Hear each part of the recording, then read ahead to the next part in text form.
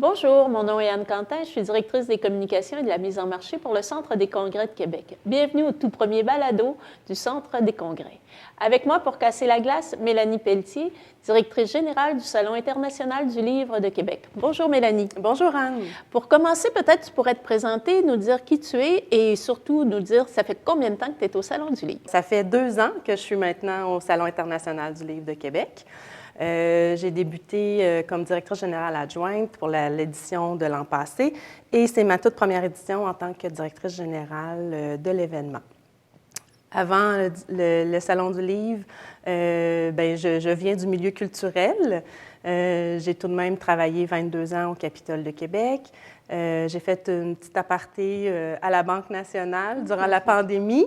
Par la suite, je suis revenue du côté de l'événementiel avec les Mosaïques Culture Québec 2022, donc pour travailler avec l'équipe directement. Et par la suite, je suis arrivée au Salon du livre. Alors, depuis combien de temps le salon se déroule au centre? Si ma mémoire est bonne, depuis l'ouverture du Centre des congrès. Ça se pourrait en 96. En 96, Ouais. donc une belle collaboration entre le Salon international du livre et le Centre des congrès depuis tout ce temps. Et est-ce qu'il y a une raison? C'est quoi les avantages de tenir un événement comme le Salon du livre au Centre des congrès? L'historique de l'événement, en fait, je parle historique aussi, le personnel, autant personnel d'accueil, de coordination, aux ventes. Les gens sont là depuis vraiment longtemps, connaissent l'événement. Donc, c'est très facilitant de travailler avec tout le monde, que ce soit à n'importe quel niveau, même agréable parce que justement, nous font hey, oh, on n'oublie pas ça, on n'oublie pas ça. Donc, ils font partie de l'équipe du Centre des congrès maintenant. Je pense que c'est vraiment, ils font partie intégrante de notre événement. On ne se passerait pas d'eux. C'est bon. Donc, la collaboration va bien. Quand vient le temps de préparer l'événement, le déploiement du salon, c'est quand est-ce que ça commence, l'organisation du Salon du livre? Est-ce que ça commence avant la fin du dernier? Quand est-ce que ça commence? Bien, jusqu'au Salon du livre, en fait, en avril, on est vraiment concentré sur l'événement, mais immédiatement que le salon est terminé, tout de suite, on commence à réfléchir pour l'année suivante.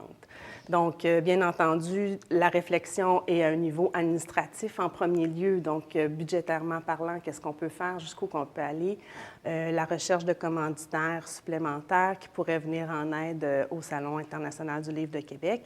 Et au niveau des opérations, donc l'équipe arrive progressivement parce que c'est vraiment des contractuels, année après année, qui viennent se joindre au Salon. Donc, je dirais septembre, ça commence on commence un bon pas pour l'édition d'avril suivant. OK. Et donc, à partir de septembre, c'est le moment où vous êtes à peu près à combien de personnes là, pour que ça fonctionne bien, tout ça? On est à 3 plus 2 collaboratrices, nos programmatrices, en fait, qui arrivent un petit peu plus tard, mais étant déjà au courant qu'elles vont travailler sur le salon d'avril, regardent toute l'entrée littéraire, tout ce qui se passe durant l'automne, restent disponibles s'il y a des questionnements. On commence à notre réflexion, notre brainstorming, vers quoi qu'on pourrait aller, qu'est-ce qu'on pourrait faire. Donc, 3 personnes temps plein à partir de septembre. C'est pas une très grosse équipe pour planifier tout ça non, et voir ça. à tout ça. Parce qu'il y a quand même plusieurs maisons d'édition, il y a plusieurs... ça, il faut que vous les recontactiez à chaque année? Oui. En fait, on s'assure d'année après année, on a quand même... il y a un écosystème au niveau des salons du livre du Québec. Donc, nous, on fait partie de la QSL, qui est l'Association québécoise des salons du livre. Et dans cette association, elle comporte 9 salons du livre. Donc, vraiment, il y a un calendrier bien répertorié. Ça débute en septembre avec le Salon du livre du Saguenay. Et là, déboule jusqu'au mois de mai, le dernier salon. Donc, nous, on est en avril, on est vers la fin des salons. Donc, c'est sûr que les exposants, maisons d'édition, distributeurs, Beaucoup de ce monde-là font tous les salons du livre. Donc, c'est sûr qu'on a quand même une base.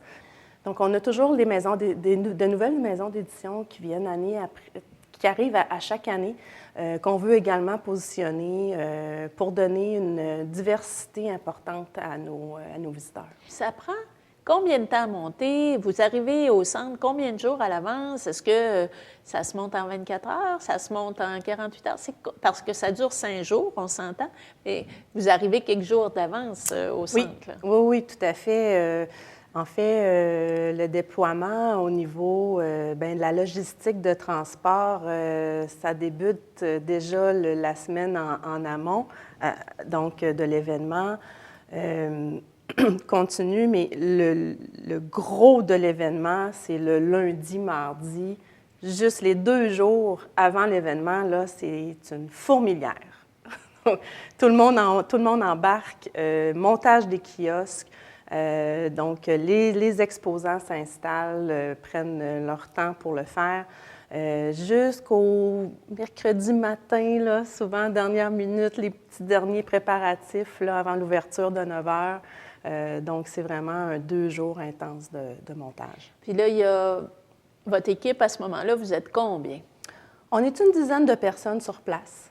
Okay. On parle des médias sociaux, on parle de la production, on parle des relations de presse, l'équipe interne, donc les programmatrices, une dizaine de personnes là, qui, pendant 5 jours, là, assurent le bien-être du salon. Parce qu'au centre des congrès, on s'entend là, que les équipes sur le plancher pour monter tout ça, puis aider à monter, c'est quand même une bonne équipe.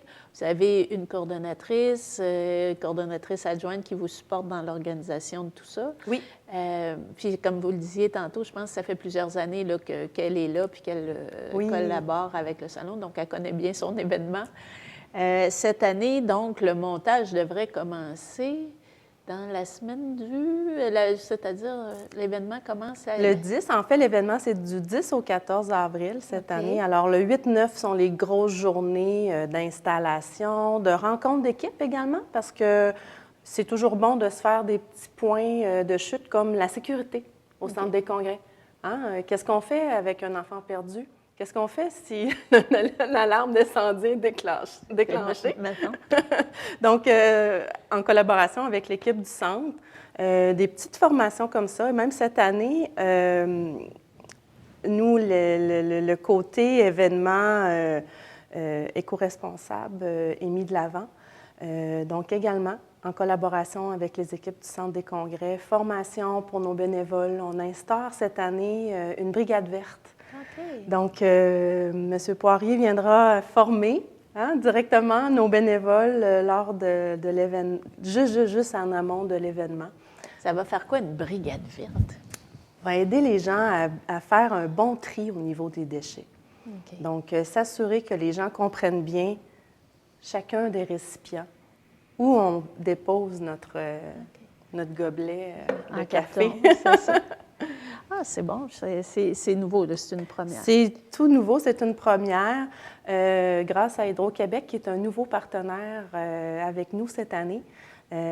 Donc, Hydro nous aide, en fait, dans l'identification de notre brigade verte. Donc, okay. Les gens rendent des desserts avec inscription au dos, bénévole, brigade verte. Donc, c'est des gens qui sont conscientisés, qui ont envie d'aider à l'environnement, de faire un geste, de poser un geste différent. Quand on parle de cette organisation-là, est-ce qu'à l'intérieur de vos équipes, là, il y a quelqu'un qui est responsable justement des bénévoles, quelqu'un qui est responsable de l'accueil des enfants? Est-ce que tout ça fonctionne comment? Vous vous séparez comment pendant l'événement? Chacun a des tâches bien définies, effectivement. On a une personne qui est vraiment plus en charge côté billetterie. Il y a une personne qui est en charge des visites scolaires, mais également des exposants. On a également une responsable pour les bénévoles. On a un libraire qui vient en aide au niveau du kiosque d'information.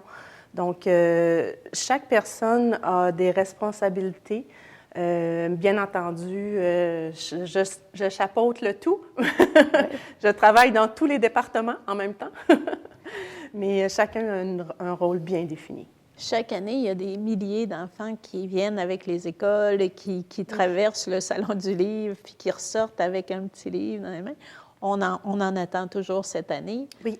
Avec les écoles, ça, c'est organisé avec les écoles de la Ville de Québec ou c'est plus large que ça? C'est plus large, ça va jusqu'en Chaudière-Appalaches, mais bien entendu, même jusqu'en Beauce. OK. J'ai des écoles de la Beauce qui prennent le temps de venir Portneuf, Côte-de-Beaupré, donc vraiment un peu partout.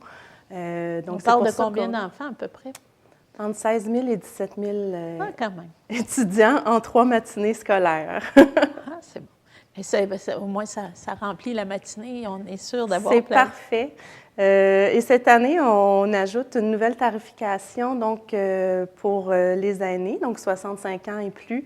Donc, on leur fait une tarification pour eux du mercredi, jeudi, vendredi, de 13 h à la fermeture.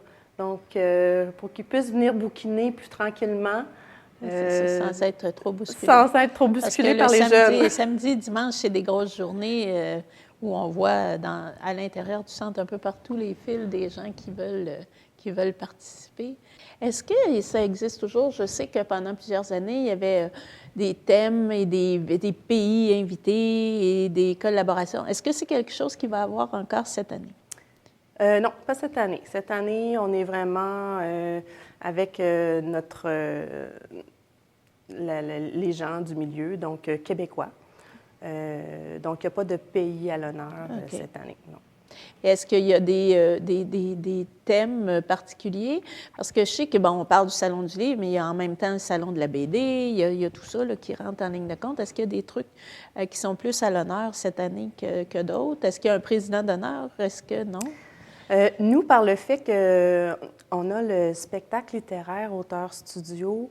Oui, c'est nouveau, ça. C'est nouveau depuis quelques années. On a pris la décision de laisser tomber le président d'honneur, qu'on appelle, parce qu'on juge que les 5-6 personnes, en fait, auteurs vedettes ou autrices vedettes, ça se trouve être nos porte-paroles et nos présidents d'honneur. Donc, c'est eux qu'on met de l'avant durant le salon. Auteur Studio, donc, qui est le spectacle littéraire, on en parlera fort probablement un petit peu plus loin dans l'entrevue, mais qui est important pour nous. C'est vraiment une façon vraiment extraordinaire de pouvoir se démarquer de tous les salons du livre. Bien, justement, parlons-en de la programmation qui s'en vient. Auteur Studio, juste peut-être expliquer un petit peu c'est quoi le concept de Auteur Studio, parce que je ne pense pas que tout le monde a eu la chance d'y participer ou de connaître c'est quoi. Peut-être nous expliquer un petit peu c'est quoi. En fait, c'est un spectacle littéraire, donc qui comporte lecture, musique. Première partie, donc on veut découvrir les auteurs de la Ville de Québec. Et au final, on a notre entrevue avec notre auteur, autrice vedette. Et là, on veut entrer dans l'univers de l'auteur. Parce que souvent, on aime nos auteurs, on vient les voir au salon, on connaît toute la série des livres qu'ils ont écrits ou écrites. Mais l'auteur en tant que tel, on ne le connaît pas. Donc, le but, c'est d'aller connaître notre auteur, savoir qu'est-ce qu'il mange, qu'est-ce qu'il boit, quand il écrit, de quelle humeur il est, quel genre de musique qui l'inspire, est-ce qu'il y a un procédé qu'il fait avant l'écriture, y a-t-il une routine? Donc, c'est plutôt d'aller dans l'univers de l'auteur vedette, puis d'apprendre à le connaître davantage en créant des anecdotes. C'est quoi sa musique préférée? C'est quoi son livre préféré? Un petit peu de tout. Justement, comment on fait pour les choisir, ces auteurs-là? En fait, et les auteurs vedettes d'Auteur Studio et tous ceux qui sont présents au Salon international du livre de Québec, c'est beaucoup selon les sorties littéraires. Donc, on met de l'avant tout ce qui sort de l'automne jusqu'au printemps pour le salon. Donc, on essaie d'y aller dans cette phase-là. Bien entendu, il il y a des noms qui sont incontournables. C'est pas parce qu'on n'a pas sorti un livre cette année qu'on ne sera pas présent, au contraire. Il y a des têtes d'affiche sur lesquelles on ne peut pas passer à côté. Mais beaucoup, c'est selon les sorties littéraires. Est-ce qu'on en a des têtes d'affiche à nommer là, ce matin, comme ça, vite? Là? Oui. Oui, on a des belles têtes d'affiche qui seront présentes, mais en fait, pour Auteurs Studio, on est chanceux cette année, on a un auteur studio jeunesse, donc qui sera Catherine Girard-Audet, qui a écrit les 18 tomes de La vie compliquée de Léa Olivier, qui a d'ailleurs... ils ont fait un film, si je ne me trompe pas, l'été passé. Donc, vraiment, côté ado, là, on est bien servi. On aura bien entendu également donc, un auteur international, on parle de Bernard Werber. Ah oui. Que tout le monde connaît par rapport, qui a fait la série des fourmis. Jean-François Lépine, donc journaliste de renommée internationale. Vincent Vallière, pour son écriture de la musique, mais également sorti un livre cet automne. Donc, on va aller chercher un créneau différent avec Vincent, parce que lui, il écrit ses propres chansons, donc c'est de l'écriture. Donc, avec Vincent. Et on termine avec Guy Delisle, un maître de la BD, donc en collaboration avec le Festival Québec BD. Nous aurons droit à voir M. Delisle sur place. Est-ce que dans les grandes maisons comme Fides, toutes ces grandes maisons-là d'édition vont être présentes cette année encore? Oui, tout à fait. On a vraiment, on affiche complet encore cette année, 381 kiosques, donc l'ensemble du salon, et tout le monde est là, tout le monde est présent. Donc, on est vraiment heureux. Est-ce qu'il va y avoir encore une aussi importante section jeunesse qu'il y a eu par toutes ces années? Oui? Oui, on a la section jeunesse, bien entendu. On va avoir également, donc, on a toujours notre entente avec le Festival Québec BD qui est importante, qui est une vingtaine de kiosques, si je ne me trompe pas. Donc, la BD est importante au niveau de la lecture, et pour les jeunes, mais pour les adultes également. Il y a vraiment un gros engouement pour ça. Gros engouement, effectivement, de ce côté-là. Donc, oui. C'est souvent une lecture qui fait du bien, qui n'est pas trop longue, mais qui fait du bien, la bande dessinée. Comment on fait pour faire connaître le salon, la partie auteur studio du salon? Est-ce qu'il y a une promotion qui est faite à part? Est-ce que comment ça fonctionne? Parce que c'est en même temps que le Salon du livre, mais c'est un événement à part comme tel. Bien, c'est un événement de la programmation du Salon du livre. Donc, cette année, bien heureuse, on revient donc au Centre des congrès pour faire l'événement Auteur Studio. Donc, Auteur Studio, oui, est quand même traité un petit peu à part parce qu'il prend une promotion un petit peu différente. Mais cette année, on est bien heureux. Donc, c'est le Salon international du livre de Québec qui présente Auteurs Studio. Donc, vraiment, pour mettre l'emphase, pour faire connaître aux gens notre belle programmation, et que ça fait partie intégrante du salon. Donc, effectivement. C'est bien. Comment on fait pour attirer Bernard Weber à Québec? On travaille fort. En fait, le travail se fait avec les maisons d'édition québécoises qui, eux, ont des maisons d'édition souvent françaises sœurs. Donc, on travaille, on envoie des lettres d'invitation, on fait on a une vidéo promotionnelle pour démontrer qu'est-ce qu'on fait, qu'est-ce qu'il y en est. Donc, on envoie tout le matériel possible pour que l'auteur fasse « Wow, je ne peux pas passer à côté de ça, je veux y aller ». Parlez-moi de vos partenaires. Oui. Vous avez, parce que ça se finance comment, un salon du livre? Donc, ça a sans doute des partenaires, des gens qui sont là depuis de nombreuses années, des nouveaux partenaires comme Hydro cette année. Sont qui ces partenaires-là? Donc, bien, c'est sûr que les partenaires de base, on travaille en étroite collaboration avec la Ville de Québec. C'est un partenaire financier majeur pour nous. Également la SODEC. Donc, c'est des gens, pour l'industrie du livre, extrêmement importants. Par la suite, on a Patrimoine canadien, le Conseil des arts du Canada.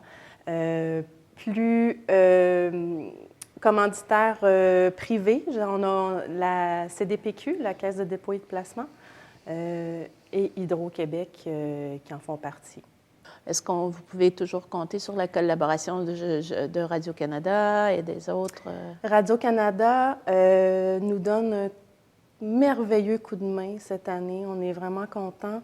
L'animation des 5 auteurs studio revient à Radio-Canada, donc des animateurs de Radio-Canada. On pense à Claude Bernatchez, Alex Boissonneau, Mireille Roberge et Catherine Lachaussée, donc vraiment des journalistes de haut niveau qui feront l'animation de l'auteur studio avec l'auteur-autrice vedette. Également, bien entendu, on a la scène Radio-Canada. Donc oui, Radio-Canada est important pour nous. On aura également une émission de radio en direct du Salon du Livre le vendredi en fin de journée. L'Équipe du Soleil, également, partenaire important de l'événement, qui cette année ont développé la petite zone détente. Donc, nouveauté également au niveau du plan de ce côté-là. Donc, on aura des beaux petits fauteuils agréables pour faire une petite pause.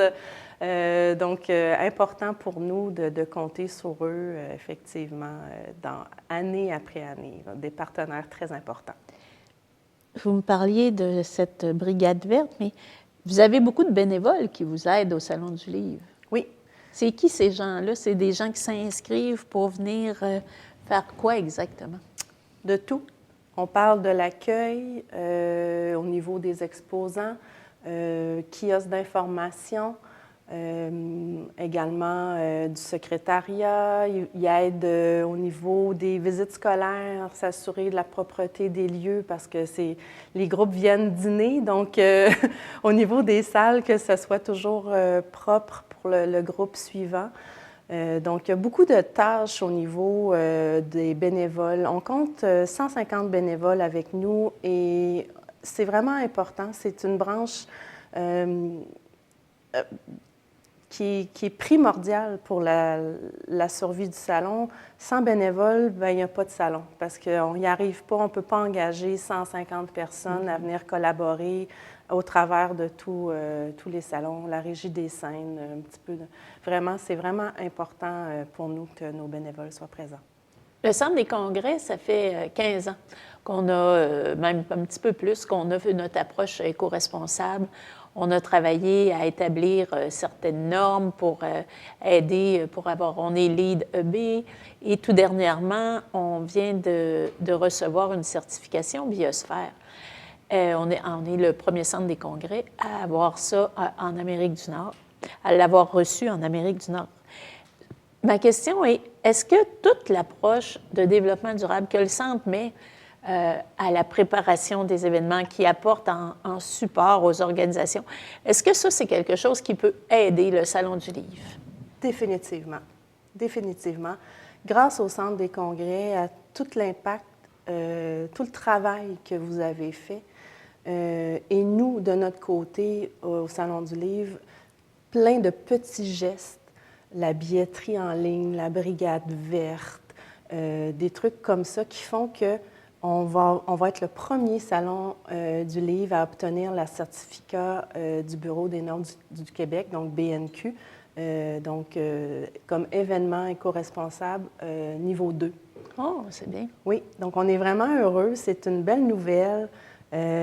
Donc, c'est grâce à la collaboration, l'impact des deux, et le centre et le salon, mis ensemble, fait qu'on peut aller chercher...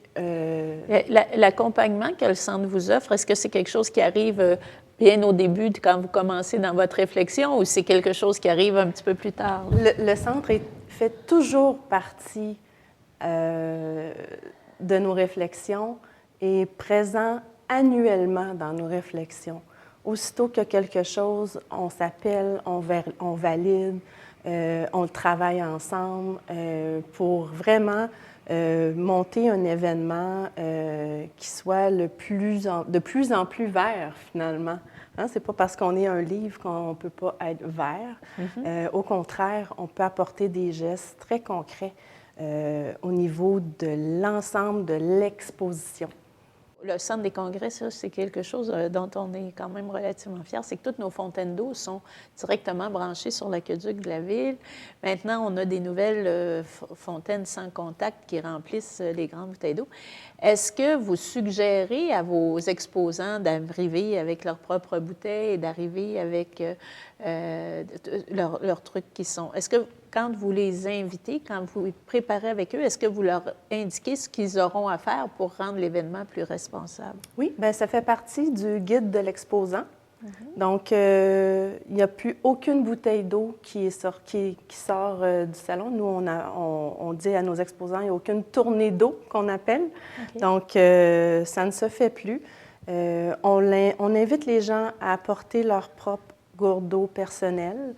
Et même à l'intérieur de l'exposition, il y a pour l'événement, les fontaines d'eau donc, sont positionnées à des endroits stratégiques qui seront bien identifiés sur le plan cette année, que l'exposant, comme le visiteur, pourra utiliser donc à l'intérieur de l'exposition. Nous, on fait partie de la génération qui a été à convaincre, dans laquelle on s'est facilement glissé. Mais pour les plus jeunes, c'est toute la partie éco-responsable. C'est quelque chose maintenant qui va de soi. Et comment on peut jumeler, là, tantôt, vous m'avez allumé un petit peu en disant c'est pas parce qu'on lit un livre qu'on ne peut pas être éco-responsable. Comment on jumelle les deux? Parce que je pense que le plaisir de lire du papier, c'est encore... de lire un livre en papier, ça fait encore partie des plaisirs de la vie. Comment on jumelle tout ça, puis comment on fait pour que l'attrait au Salon du livre versus les tablettes électroniques et tout ça, qu'est-ce qui fait qu'on attire les gens avec ça? En fait, le but, ce n'est pas nécessairement d'attirer les gens avec ça, mais c'est de faire une approche et d'être actuel à notre environnement de 2024. On ne peut pas ne pas le réfléchir et ne pas s'en soucier. Donc, ça fait partie maintenant, on le voit, tout ce qui se passe au niveau environnement. Il faut prendre des petites mesures. Donc, on s'est doté d'une politique en éco-responsabilité pour emmener les gens, puis le milieu également, à réfléchir à quelles sont les petites actions qu'on peut faire ici et là qui va faire au bout de la ligne une différence. Parce que si nous, on fait des petites actions, si tout le monde fait des petites actions, bien, c'est tout le monde qui va en sortir gagnant. Donc, c'est plus une approche comme ça. Comme on disait, et cette année, sur la billetterie, nous allons ajouter une possibilité volontaire, donc, d'un don concernant les émissions, les GES.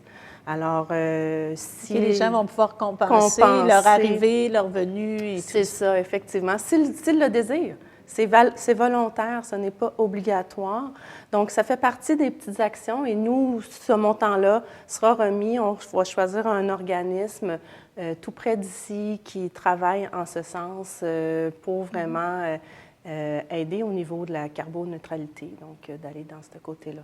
Depuis toutes ces années que le Salon du livre de Québec existe, on a vu passer de nombreux auteurs internationaux, des grands auteurs. Je pense à Éric Emmanuel Schmitt, je cherche son nom, mais enfin, il y en a eu vraiment beaucoup. Est-ce qu'on peut dire du Salon du livre de Québec que c'est un pôle d'attraction dans l'industrie littéraire? Parce que vous me parliez qu'il y avait quand même beaucoup de salons du livre au Québec. Est-ce que celui de Québec est particulièrement attirant? Oui, effectivement. Et de plus en plus, les auteurs apprécient venir à Québec. Bien, c'est avril, le beau temps, le printemps. Donc, déjà, on a une longueur d'avance. Mais de plus en plus, on sent l'engouement. Et également au niveau des visiteurs. Moi, mon but ultime, j'aimerais bien que le Salon international du livre de Québec devienne une destination à Québec, une grande destination. Parce qu'on le voit de plus en plus, je suis déjà rendue, avec le système de billetterie, on voit les gens, hein, d'où leur provenance.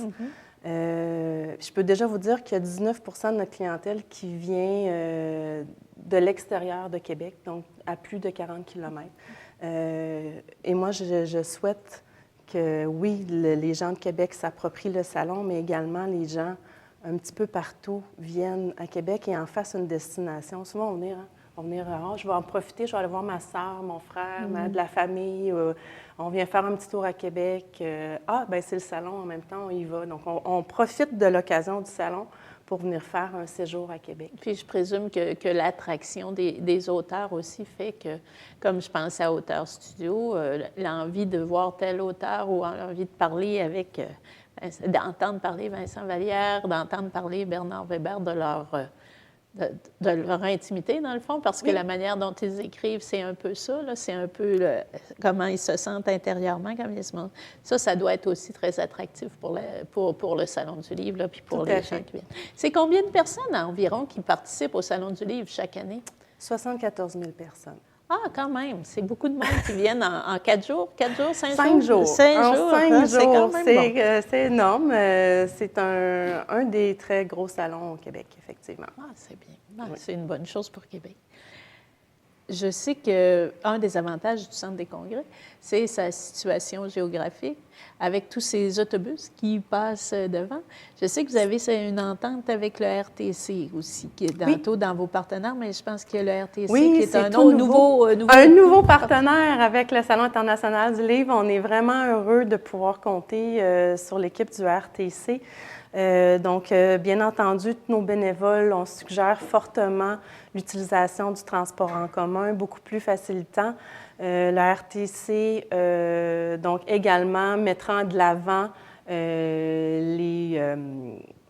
les circuits. Donc, créer une page Salon du livre durant l'événement pour aider les gens à venir au salon de façon en utilisant le transport en commun. On parle, puis bien entendu, une tarification famille qui est toujours en vigueur. Donc, mais le Centre des congrès étant vraiment au centre de la ville, fait en sorte que nos exposants n'utilisent plus leur voiture. Se stationnent à l'hôtel et passent la semaine à pied. Donc, vont manger dans les restaurants aux alentours, utilisent, donc, mais tout se fait à pied. Donc, c'est important pour la vitalité du salon également. La vitalité économique, parce qu'on parle d'éco-responsabilité, on parle de tous ces gens qui viennent à Québec. Tous ces gens-là, ils vont laisser aussi des sous dans notre économie, dans les restaurants, dans les hôtels, un petit peu partout. Vite comme ça, l'édition de l'année dernière, je pense que vous aviez commencé à faire ce calcul-là et à recenser les retombées. On parle de combien qui avait été évalué? Là? C'est 3,3 millions de retombées économiques en 5 jours pour la Ville de Québec. C'est quand même bon. C'est excellent.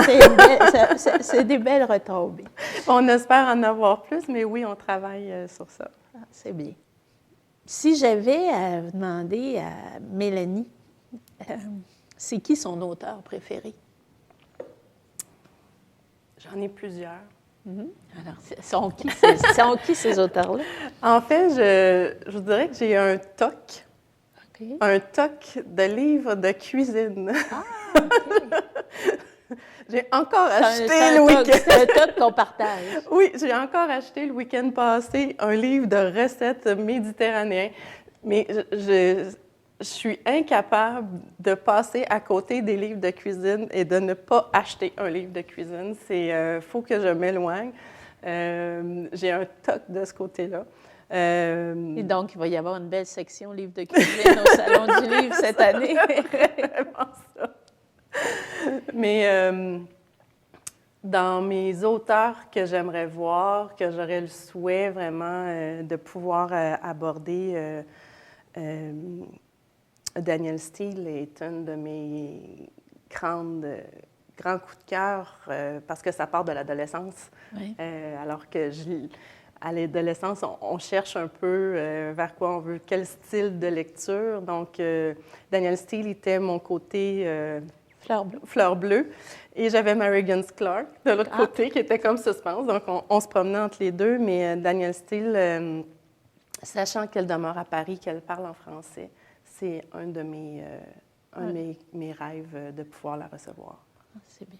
Est-ce qu'il y a une vision du Salon du Livre pour les prochaines années qui appartient à Mélanie Pelletier, qui aujourd'hui, après 2 ans, là, a une vision de ce qu'elle voudrait faire de ce salon-là? D'en faire une destination. C'est vraiment ça. De faire connaître à tous le salon. Et je l'ai vu, je l'ai senti l'an passé. J'ai été beaucoup à la billetterie et je voyais les jeunes venir avec leurs parents, mais c'est les jeunes qui amenaient les parents au Salon international du livre de Québec, disant « Je veux voir mon auteur jeunesse » parce qu'il y a des auteurs jeunesse extraordinaires. Et les jeunes connaissent leurs auteurs jeunesse. Donc, je me dis, on a vraiment une belle possibilité de continuer et de faire découvrir aux parents des auteurs. Parce qu'ayant moi-même des enfants, je suis une adepte de livres jeunesse. Donc, les Juliettes, la série Juliette qui nous fait tant voyager, moi, l'ai lu avec ma petite fille. Donc, grâce à elle, j'ai découvert des auteurs jeunesse. Puis je me dis, c'est le fun, c'est agréable de pouvoir aller à la rencontre de ces auteurs-là au salon. Donc, de garder la proximité des auteurs près du public, c'est vraiment, c'est vraiment ce qui est le plus important. Merci tout le monde de nous suivre pour cette première expérience de balado du Centre.